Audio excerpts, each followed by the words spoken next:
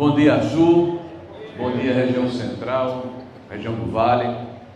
Bom dia a todos aqueles que aqui vieram hoje para trabalharmos um pouco na manhã de sábado, mas darmos a nossa contribuição para o nosso Rio Grande do Norte, para o estado que nós amamos, que nós pertencemos e que nós temos responsabilidades. As pessoas que aqui estão, na sua grande maioria, são formadores de opinião. Prefeitos, vice-prefeitos, deputados, deputadas, pessoas que trabalham com a política, secretários municipais e cidadãos que se interessam pela atividade pública. Então, nós temos a oportunidade de conversarmos com aqueles que podem multiplicar a nossa mensagem, que podem, ouvindo aqui, levar adiante o que escutaram e fazerem com que essa mensagem reverbere mais forte pelo interior do estado do Rio Grande do Norte e consiga chegar, consiga alcançar o coração da sociedade norte-riograndense. Esse é o objetivo aqui. Eu quero agradecer muito ao trabalho que está sendo feito por essa equipe. Esse é o segundo seminário. Já fizemos ao longo desse período quase 10 oficinas, se eu não estou enganado, 10 oficinas. Tem mais 15 ou 16 oficinas pela frente, mais 6 seminários, inclusive um em João Câmara, que acontecerá esse mês ainda, um outro em Mossoró, com a presença do nosso presidente Bolsonaro. Essa mensagem ele fez hoje de manhã, eu vinha num carro, e ele me liga para perguntar como é que está o Rota. Eu perguntei imediatamente: o senhor está bem de saúde? Ele: estou pronto, preparado e querendo, eu quero voltar ao Rio Grande do Norte.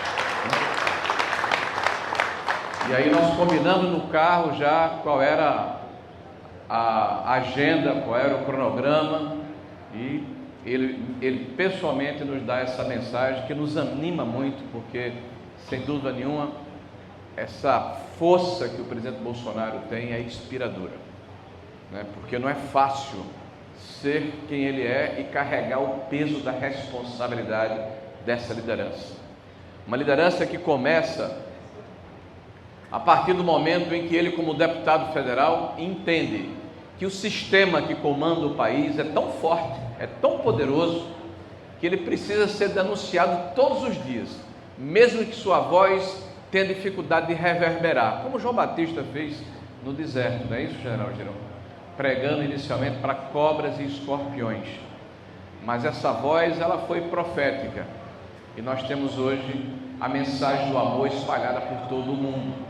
E uma boa parte da população mundial abraçou essa mensagem, e é nosso dever fazer com que aqueles que ainda não enxergaram, aqueles que ainda não ouviram, aqueles que ainda não se conscientizaram, entendam, guardadas as devidas proporções, com a analogia que fiz, que os homens e mulheres de bem deste país têm lado, e o lado é o lado da direita conservadora no país, que defende costumes, que defende a família, que defende valores, que defende a propriedade, que defende a educação dos jovens compartilhada com as famílias, que é contra a descriminalização das drogas, que não quer passar a mão na cabeça de criminoso, que não tolera essa democracia, entre aspas, relativa, de conluio com ditadores genocidas, como recentemente o presidente Lula se senta com os maiores autocratas, os maiores ditadores do mundo, lá na Rússia, né, com aqueles que dizimaram, mataram e perseguiram as suas respectivas populações, e aqui ele posa de democrata, é literalmente o santo do pauco. O que ele diz não se escreve, o que ele fala não se entende, ele vive de narrativas que precisam ser diariamente desmascaradas. Quando o presidente, então deputado, Jair Bolsonaro falava no plenário, muitas vezes sozinho, poucos ouviam, mas a sua pregação foi tracionando, foi pegando volume, foi chamando a atenção das pessoas, porque ele representava naquela oportunidade e representa hoje a vocalização do cidadão brasileiro comum, que está cansado de ser usado, está cansado de ser massa de manobra, está cansado de ver a sua família sendo espoliada, a sua moral ser ultrajada, os seus valores jogados no chão, o país ser assaltado, o patrimônio público ser dilapidado em nome de um projeto de poder e da manutenção de um partido do poder na contramão de um projeto de país que nós defendemos. E hoje, mais do que nunca, é importante que essa bandeira esteja erguida, porque nós estamos vivendo momentos tenebrosos na história do Brasil, momentos em que a liberdade do cidadão brasileiro está em jogo, onde existe hoje na prática, corroborado pela mais alta corte brasileira, a censura e a censura prévia. Se criou no Brasil o Instituto do Crime de Opinião, na contramão do que diz a nossa Constituição e os preceitos basilares de uma democracia liberal. Hoje no Brasil é proibido você criticar o sistema, é proibido você não aceitar de forma pacífica as incoerências e as injustiças que são perpetradas de forma arbitrária contra a sociedade brasileira. Se alguém tem a coragem de fazer uma crítica ao ditador de plantão, essa pessoa entra numa alça de mira e é visitado, via de regra incontinente, por um agente público instrumentalizado para tentar calar, emudecer, desqualificar, impedir que essa pessoa se manifeste. Quantos presos políticos nós temos hoje no Brasil? Quantos exilados? Quantos acovardados ou amedrontados? Quantos que gostariam de falar estão calados? Olha a nossa responsabilidade e olha a coragem desse homem, que ousou enfrentar o sistema, que quando assumiu a presidência da República não permitiu o aparelhamento da máquina pública, não entregou as estatais para partidos políticos, não fez coluios ou conchavos, profissionalizou a gestão, e a prova é que as estatais deram lucro e agora estão dando prejuízo. Não permitiu o aparelhamento dos bancos públicos, Banco do Brasil, Caixa Econômica, com a divisão de vice-presidências para cada partido político ou para cada paniguado de ocasião, e aí está a diferença. Não entregou os fundos de pensão para sindicalistas, esses mesmos que estão hoje roubando o velhinho da Previdência, ladrões de crime hediondo, porque roubar alguém que tem 60, 65 anos, que não tem a capacidade intelectual, porque teve pouco estudo, de entender o que é um olerite, de entender o que é uma folha descritiva do que ele recebe, enganar essa pessoa com desconto associativista a 10, a 5, a 3 ou 4 anos, tirando um pouquinho de cada um, vai fazer falta na compra do remédio, na compra do alimento.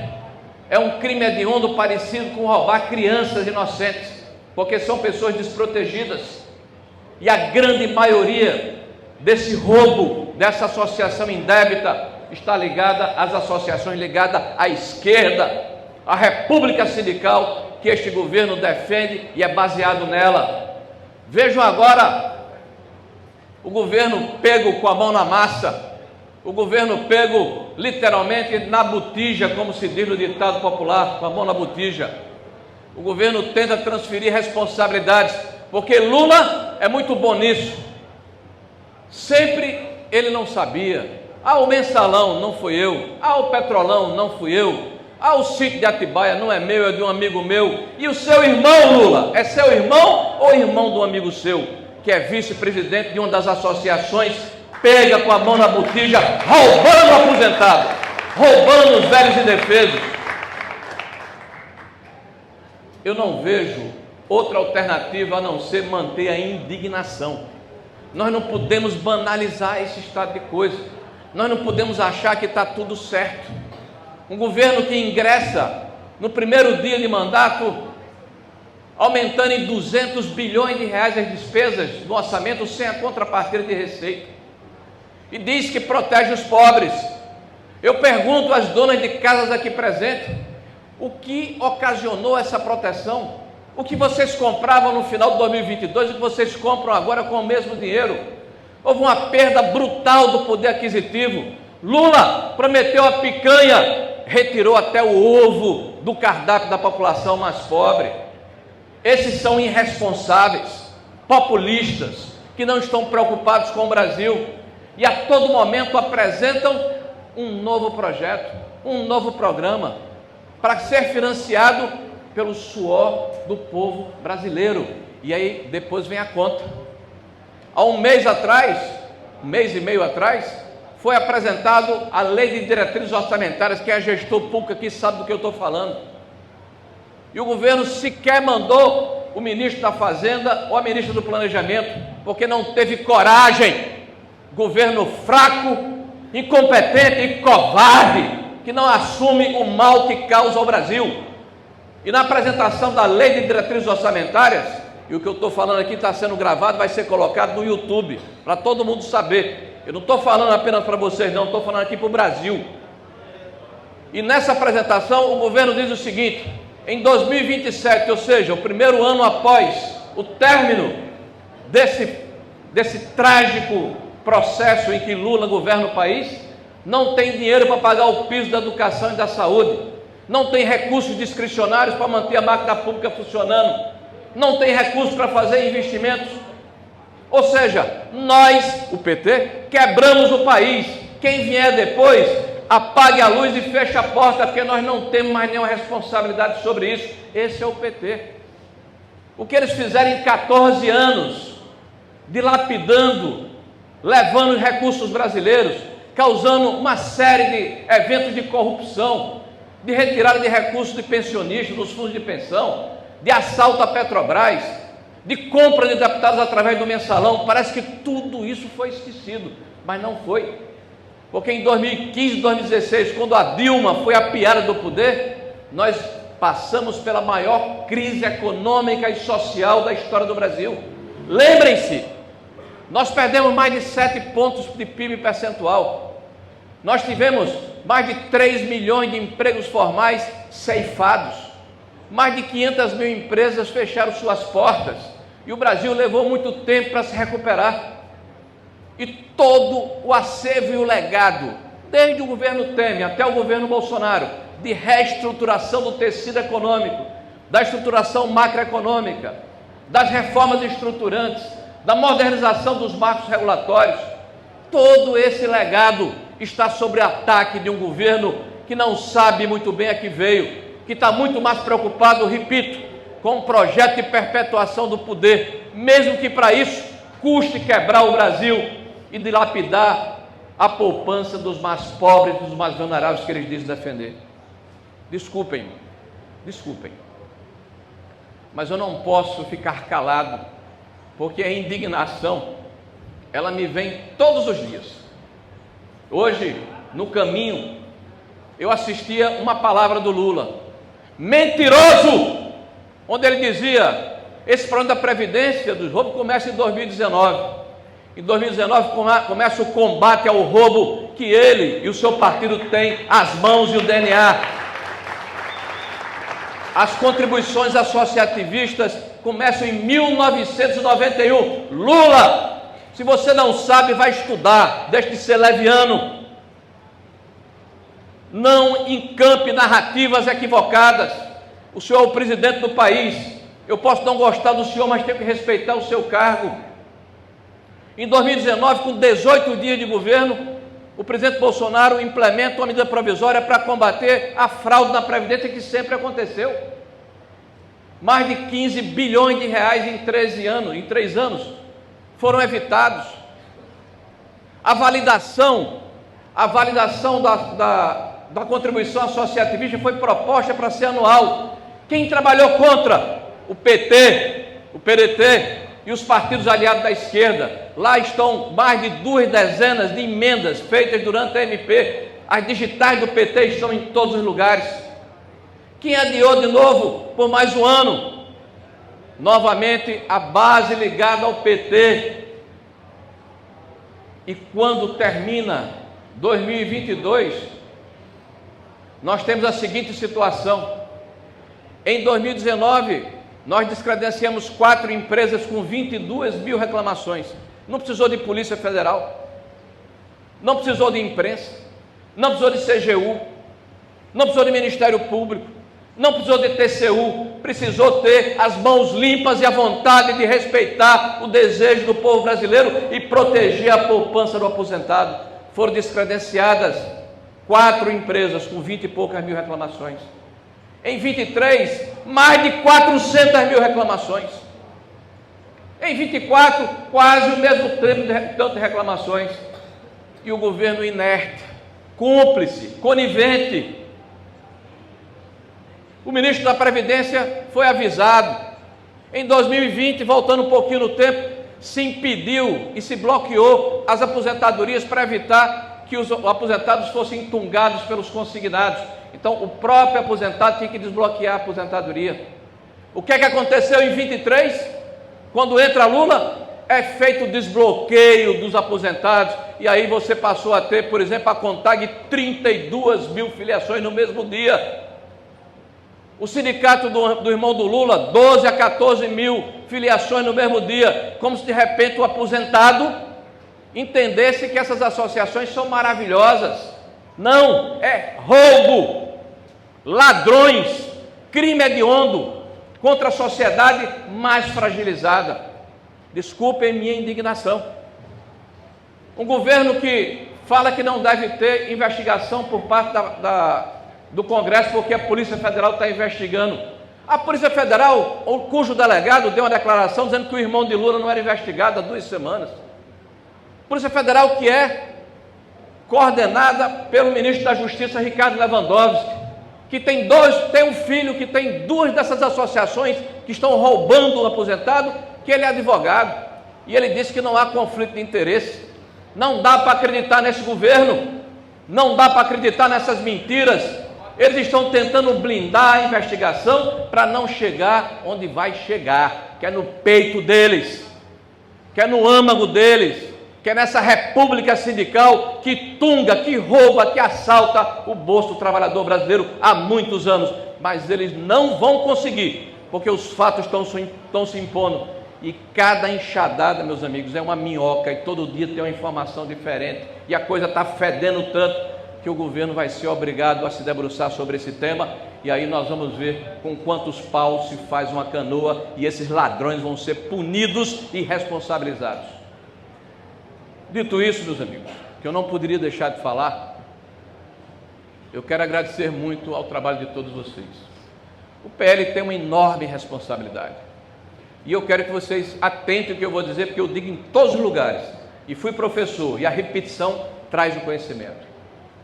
Em 2020, o PL tinha o 9º lugar entre os partidos do Brasil, com votos para prefeito de cidades em todo o Brasil, 5.670 cidades. Em 2024, após a entrada do presidente Bolsonaro, o PL é o primeiro colocado no Brasil, com mais de 16 milhões de votos. O PL só tinha uma cidade em 2020, entre as 103 maiores cidades brasileiras, aquelas que têm segundo turno, tem mais de 200 mil eleitores. Depois da chegada do presidente Bolsonaro, o PL tem 16 dessas cidades, e 19 outras têm um vice-prefeito, e é o maior do Brasil. O PL havia eleito o 57º vereador mais votado em 2020. Agora, os 4 mais votados do Brasil são do PL. O PL não tinha feito nenhum vereador mais votado nas capitais brasileiras. Agora, em 8 capitais, o vereador mais votado é do PL. Isso não é por acaso, é por causa desse cidadão aqui, ó. Desse líder, desse cara que não roubou nem deixou roubar, desse cara que é um exemplo, que é um grande brasileiro, que tem espírito público, que tem coragem, e que, ao contrário das narrativas, o sistema tentou assassinar. Não é discurso, não é brincadeira, esse levou uma facada, e já fez depois da facada 7 operações. E quem o esfaqueou era um ex-militante do PSOL, um partido de esquerda. Isso é um fato.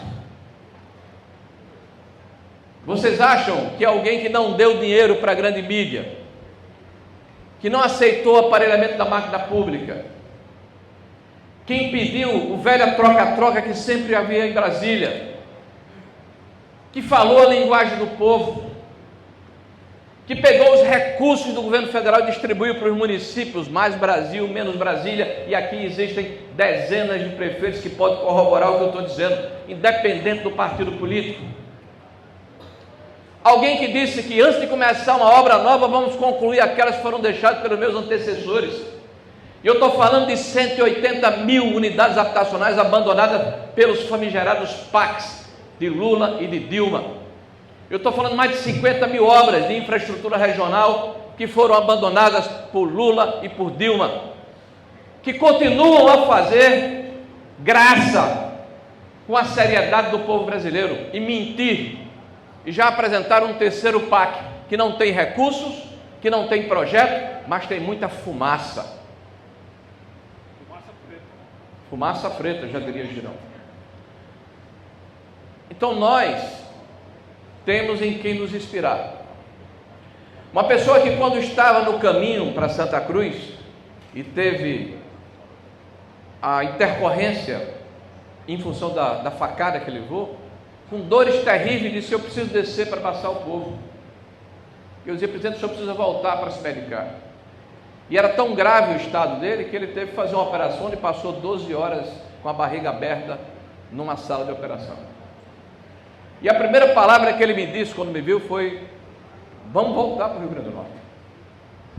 Eu preciso retomar a minha agenda interrompida. E Marinho, prepara uma agenda para mim que eu não aguento ficar aqui. E os médicos dizendo: fica quieto, presidente.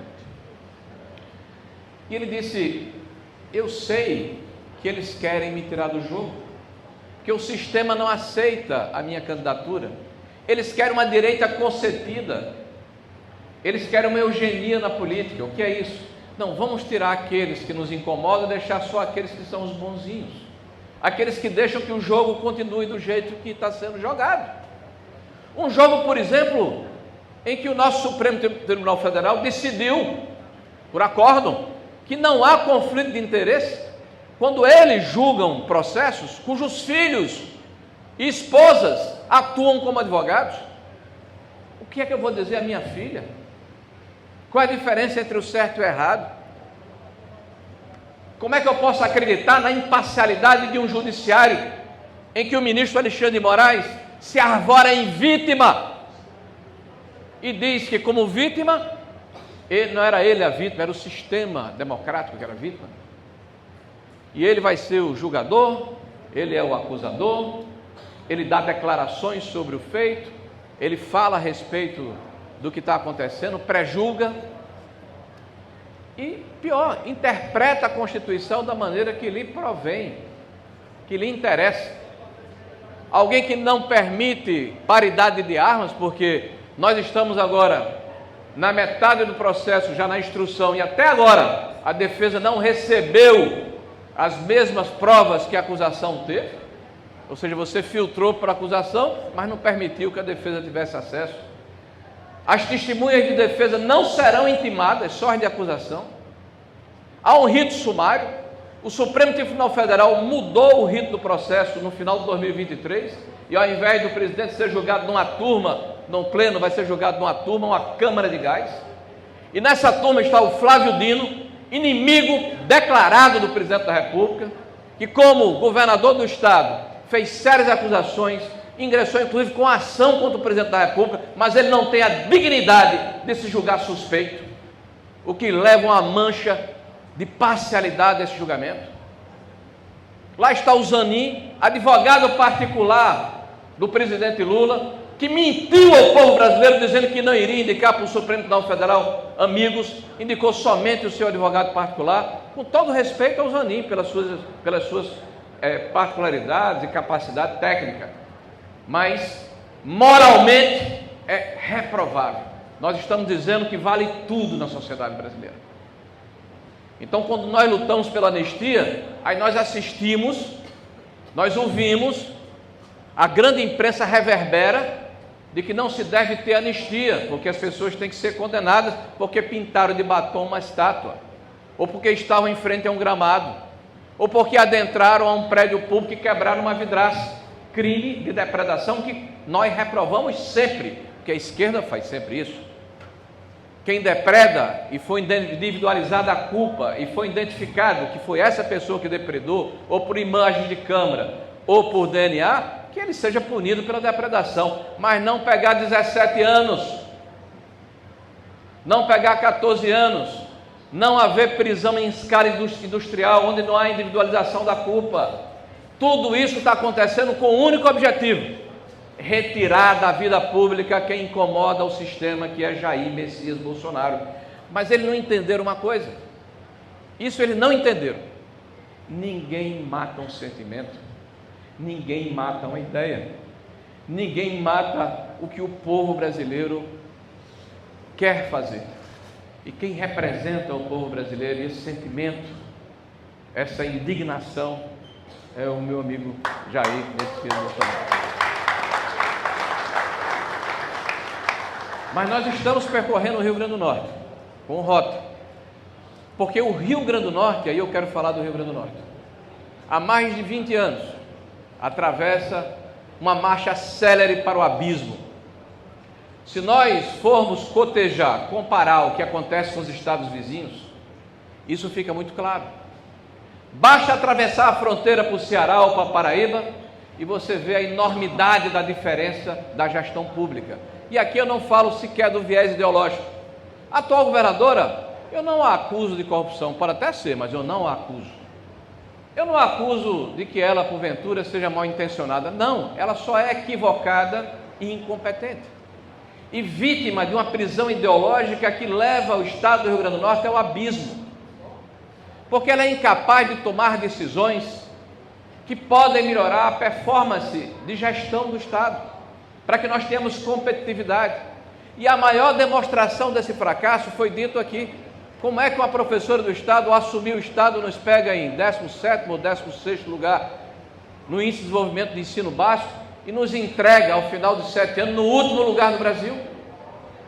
Se esse é o legado que uma professora dá ao estado do Rio Grande do Norte, assassinar o futuro dos nossos jovens, legar a essas crianças e esses jovens um analfabetismo funcional e uma inadequação ao mercado de trabalho, se esse é o legado, imagine nos outros campos, nas outras áreas. Mas nós temos o diagnóstico, estamos escutando a população, nós sabemos, não temos nenhuma dúvida, que o Rio Grande do Norte está em frangalhos, na sua estrutura de logística, na condição dos hospitais regionais, nas suas estradas, na falta de projetos que permitam gerar esperança para aqueles que trabalham aqui, que moram aqui, que querem ascender profissionalmente, na sua política ambiental de concessão de outorgas. Nós temos hoje uma verdadeira fronteira ideológica chantada nos órgãos de concessão de licença no estado do Rio Grande do Norte. Para você conseguir uma licença para edificar uma empresa, para perfurar um poço, para fazer um condomínio que vai gerar emprego, renda e oportunidades no Rio Grande do Norte, é uma verdadeira via crucius. As pessoas desistem, vão para os outros estados, porque nada mais do que o dinheiro é susceptível ao desaforo. Dinheiro não aguenta desaforo. Então, falta a logística? Falta, mas falta a vontade política, gestão, capacidade de tomar decisões que são impopulares. E por isso, nós estamos percorrendo o estado para identificar esses problemas, mas também apresentar soluções. Porque se nós queremos governar o estado do Rio Grande do Norte, fazer a crítica todos nós sabemos, mas como esses problemas vão ser resolvidos e enfrentados, aí é que são outros 500. E eu não tenho nenhuma dificuldade de se encarnar esse processo, dizer o que corporações não gostariam que eu dissesse. Por exemplo, nós temos que vender a KR, porque mais de 50% da água que é captada no nosso reservatório sequer consegue chegar à residência das pessoas. É fruto da ineficiência, do agigantamento, da burocracia, do aparelhamento. Parou no tempo e no espaço, cobra uma tarifa cara à população e entrega um péssimo serviço. Nós não temos hoje no Rio Grande do Norte a cobertura adequada de saneamento básico, de água tratada. O investimento que